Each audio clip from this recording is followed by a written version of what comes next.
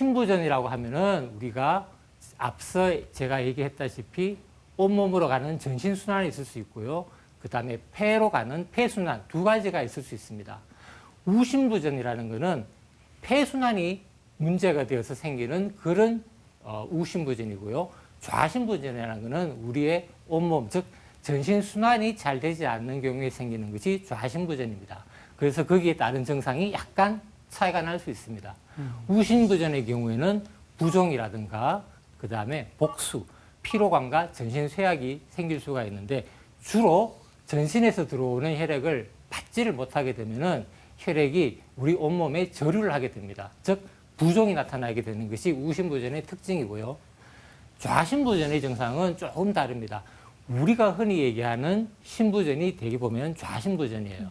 즉 온몸으로 혈액을 보내줘야 하는데 그 기능이 원활하지 않는다면은 호흡곤란이라든가 부종, 피로감이 생길 수가 있습니다. 그래서 크게 보면은 좌신부전, 우신부전 이 두 가지의 증상이 우리가 흔히 겪게 되는 그런 증상이라고 생각할 수 있습니다. 이 신부전이 점점 더 악화되어 가지고 말기, 즉 심한 경우로 흐르게 된다면은 우리가 안정시에도 호흡곤란을 느낄 수 있습니다. 예를 들면은 집안에 가벼운 샤워를 한다든가 목욕을 한다든가 머리를 감는다든가 방 청소를 한다든가 가벼운 활동에도 호흡곤란이 오게 됩니다. 이런 경우는 신부전이 많이 악화가 되었다라고 판단하시면 되고요.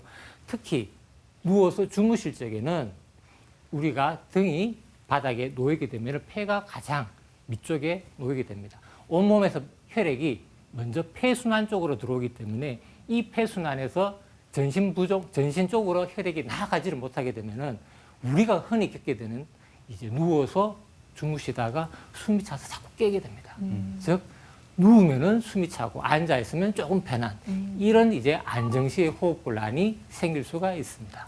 갑작스런 판막에 문제점이 생기게 되면은 충분히 심장이 거기에 적응이 안 된 상태에서 혈액이 역류를 하게 되면은 급성 역류가 생기게 되면은 호흡곤란 내지 기침이 생길 수가 있습니다. 갑작스런 기침이 올 수 있습니다. 그래서 대부분은 호흡곤란이지만 약간의 변이적인 흉통 혹은 기침이 생길 수도 있다라는 거 유의를 해주시면 좋을 것 같습니다.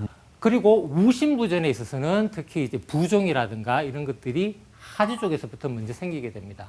왜냐하면은 우리 몸에서 부종은 가장 밑쪽이 다리거든요. 그래서 하지 부종이 주로 많이 생기게 됩니다. 단독적으로 얼굴이라든가 손, 팔의 부종은 조금 신부전하고는 거리가 조금 떨어집니다. 물론 아주 악화된 이제 말기 신부전 같은 경우는 얼굴에도 부종이 올 수도 있습니다.